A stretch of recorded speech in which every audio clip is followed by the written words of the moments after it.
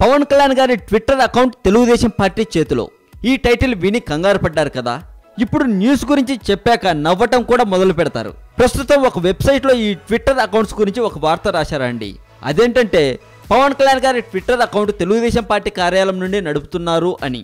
ఇందుకు రీజన్లు కూడా చెప్పుకొస్తున్నారు. ఏమిటో తెలుసా?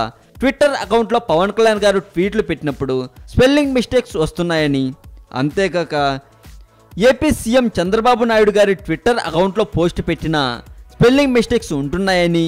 సో ఈ రెండు అఫీషియల్ ట్విట్టర్ అకౌంట్లు తెలుగుదేశం పార్టీ ఆఫీస్ నుండి రన్ అవుతున్నాయని చెప్పుకొస్తున్నారు ఆ వెబ్సైట్లో. ఇప్పుడు అసలు విషయం చెబుతాను. కామెడీకి కూడా ఒక హద్దు ఉండాలి భయ్యా. పోస్ట్లో స్పెల్లింగ్ మిస్టేక్స్ ఉన్నాయని ఇంత అబద్ధం వేయడం సరికాదు అని చెప్పాలి. చిన్న స్పెల్లింగ్ మిస్టేక్ పట్టుకొని రచ్చ చేయడం కామెడీగా ఉంది అని చెప్పచ్చు.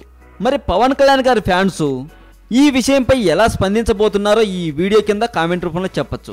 ఇక పవన్ కళ్యాణ్ గారు ఏపీ స్పెషల్ స్టేటస్ కోసం ఒక పార్టీ అధినేతగా కాకుండా మనలో ఒకరిగా మనల్ని నడిపించే శక్తిగా వైజాగ్కి రాబోతున్నారని సమాచారం. పోరాడదాం, స్పెషల్ స్టేటస్ని సంపాదించుకుందాం. మీరు పోరాడడానికి సిద్ధంగా ఉన్నారా? ఈ పోరాటం ఎవరి కోసమో కాదు, మన కోసం. మనుషుల్లా పోరాడదాం. మౌనం తలుచుకుంటే సాధించలేనిది ఏదీ లేదని రేపు మౌన పోరాటంతో రుజువు చేద్దాం. మరింత టాలీవుడ్ సమాచారం కోసం సబ్స్క్రైబ్ చేయండి టాలీవుడ్ సెంటర్.